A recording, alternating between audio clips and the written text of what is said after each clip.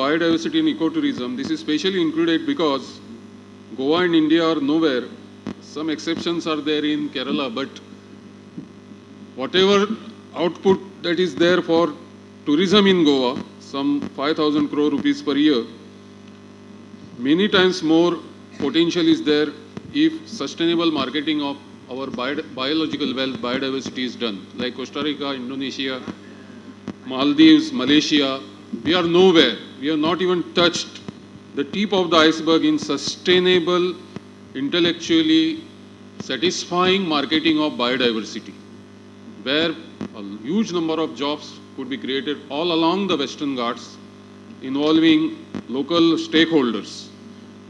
So let us see a person who is experienced in ecotourism as well as biodiversity, Mr. Nirmal Kulkarni.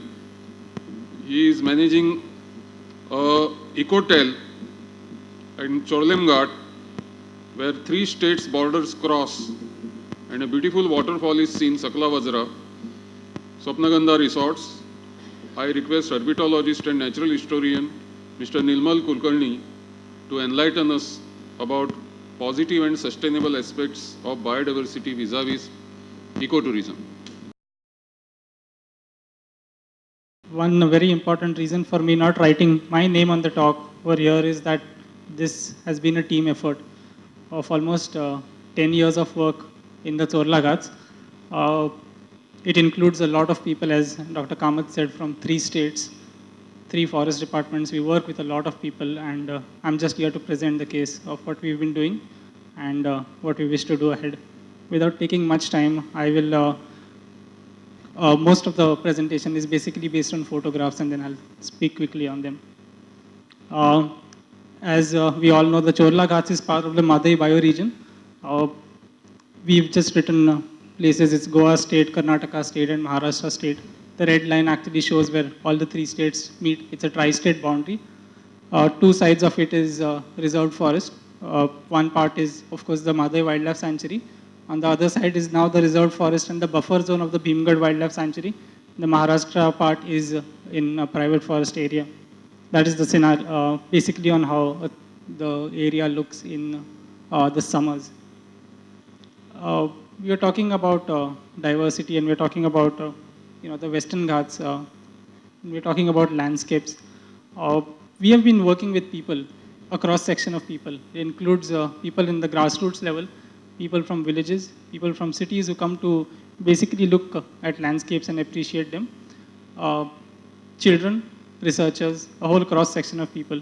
So I'll basically go step by step on how we've actually tried to fuse biodiversity, make people of all sections understand and appreciate biodiversity in whatever ways we have been able to. We consider this the most important aspect as far as the Western Ghats are concerned for biodiversity conservation. It is water. This is the Ladki Fall, which is again another part of the Madai region where we work. It is near Surla, which is inside the Madai Wildlife Sanctuary. The biodiversity in areas like this, I work on lesser known species of herpetofauna, reptiles and amphibians, and we've right now been doing documentation in this area. We're getting some very good results. We know certain aspects of diversity that we have had here. We all know the story of the tiger in Chorla Ghats. I don't need to tell the media about it, so I'm going to run through this very quickly. The area is rich in large mammals. It's home to, as I said, lesser known mammals, including the slender loris, including the brown civet. These are all endemic mammals specific to the Western Ghats of India. Parag has been working, others have been working on the insect diversity in the region. We've of course documented, not only documented and created checklist of a smaller fauna, but we've also now been monitoring certain aspects. Last year we did a study on basically color variations and the selection of the Malabar pit viper in 5 states. Goa was represented by our work in our area. The area has long-billed vultures nesting. I think Dr. Sonali said the long-billed vulture is a threatened species. We've been looking at right from 13 nests of long-billed vultures to now only 3 nests of the long-billed vultures in this area. It's been a work of about 6 years. We are trying to coordinate with the BNHS. Again, Parag and his group is basically helping us in this effort. Diversity, and what I'm talking about is just one aspect, because I have been working in the Chorla Ghats along with this team of friends, volunteers, and researchers for a decade. So we are now looking at only one aspect of the Chorla Ghats, and I constantly will try and take references of this area because I have been working in this area. But there are others working in various parts of the Madhya Wildlife Sanctuary, Kotigaon Wildlife Sanctuary, and all across other protected areas. Butterflies again. Of course, Mendel's plants. There's been a lot of work in the Chorla Ghats area. There are certain reasons why people look at ecotourism. Some of the vast variety of people would come to basically see landscapes. It's what the region offers. You can't go to people and say, that try and like a snake or try and love a tiger. It doesn't work. I'm telling you with my experience, it doesn't work. People want to see beautiful sceneries. We have them. And that's what we showcase. When people come to any area in the forest, they want to see a beautiful forest. And they have, we as a state have beautiful forests. We we actually lay a lot of emphasis in our area on practices, whether it includes agricultural practices, it includes implements of daily use which people used to use and now want to show their children to use. And these are all aspects of ecotourism. They're also connected with agricultural diversity, they are also connected with our cultural diversity, which all together combine to basically conserve our biodiversity in small bits and parts.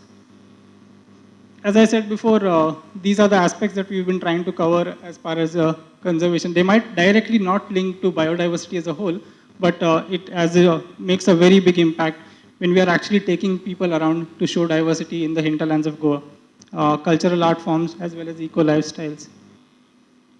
Ecotourism is defined by the International Ecotourism Society, tourism that involves traveling to relatively undisturbed natural areas with the specified objective of studying, admiring, and enjoying the scenery and its wild plants and animals, as well as any existing cultural aspects, both of the past and the present, found in these areas. In about 2004, India came out with something which was called a National Wildlife Action Plan. One of the salient features of that plan was this: a regulated, low-impact tourism has the potential to be a vital conservation tool as it helps win public support for wildlife conservation. It had three basic reasons. These three basic reasons form the foundations of the work that we do and the foundations of work that a lot of people do across the Western Ghats when they are actually doing niche sustainable ecotourism. Potential of our forest. When I say our forest, I'll basically look specifically at the Chorla Ghats and the Madhya region, and then basically try and also look at other protected areas in Goa. For us, adjoining areas are protected and serve as corridors for large mammals. Time and again, we've proved that. The wildlife themselves have proved that. Monitoring has proved that. Secondary evidence has proved that there is large mammal movement. We have natural rock climbing sites.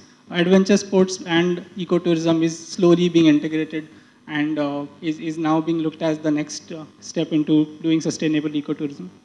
Age and iconographic and prehistoric art sites are all around the area, and we have realized that people are and want to basically look and know their roots when it comes to traveling to places like the hinterlands. Traditional folk dances, dramas, and festivals are all being promoted.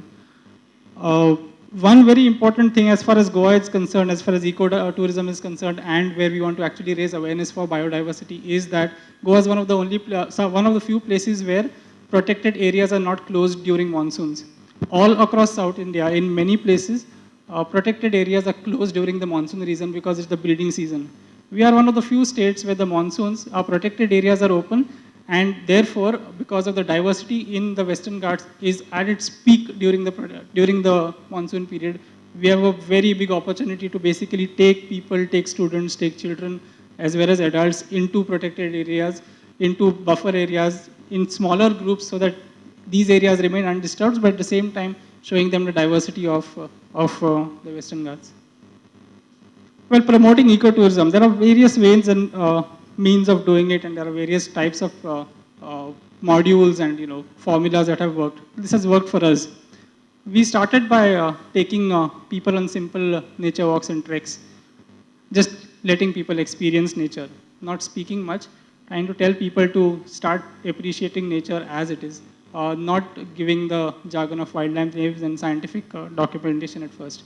It took us 1 year, almost 1 to 1.5 years, for people to understand that Goa has forests and Goa has very good biodiversity.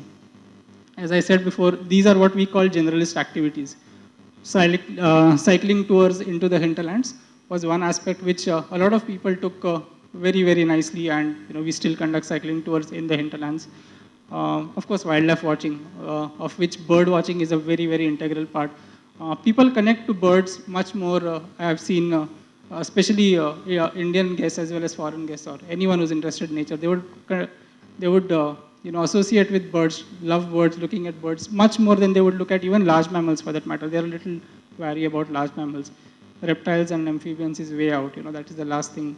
But slowly, we get into those activities. Then, as I said before, specialized programs. There is a growing niche of people who would come to Goa's hinterlands to do specialized work. As Parag has said, that the diversity of the biodiversity in Goa has not been very well documented. And there is a lot of interest in people coming to see this biodiversity, whether it is serious bird watchers, whether it is researchers, or whether it is wildlife photographers or enthusiasts.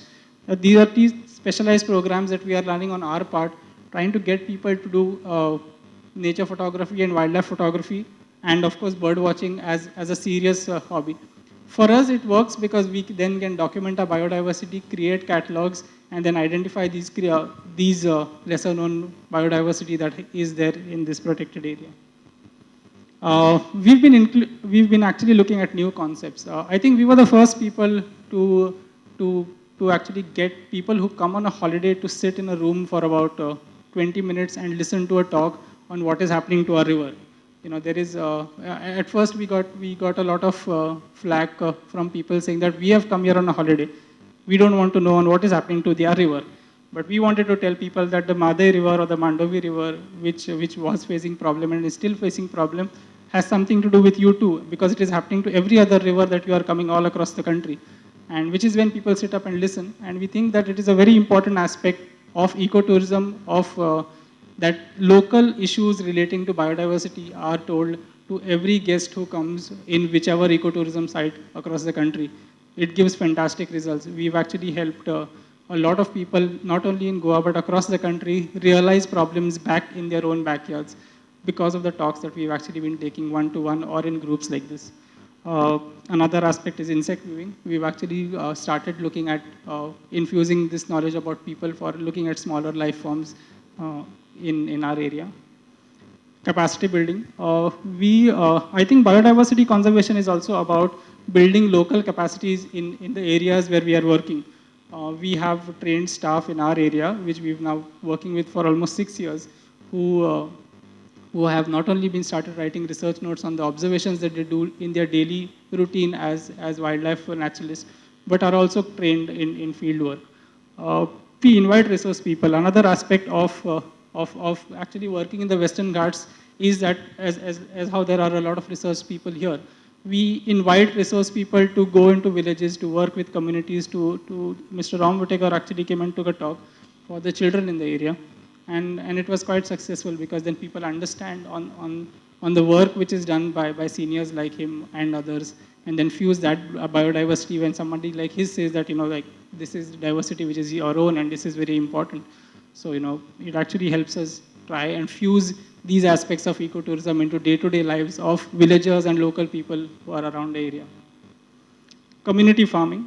We've been trying to stress on looking at local agricultural practices which are in those areas and trying to record them. I had the opportunity of working under Dr. Kamath for some years before, and we basically look at those aspects. Heritage tours.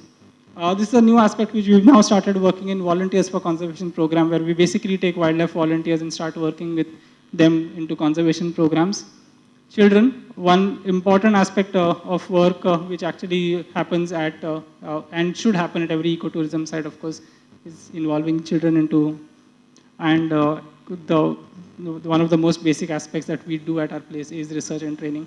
We have now started something which is called the Madai Research Center, which is looking at herpetofauna studies under the Indian Rainforest Research Station Network, which is a rainforest research station network of about 12 different sites. We are now represented in the Madhe area, and this is what it is going to be all about. Thanks.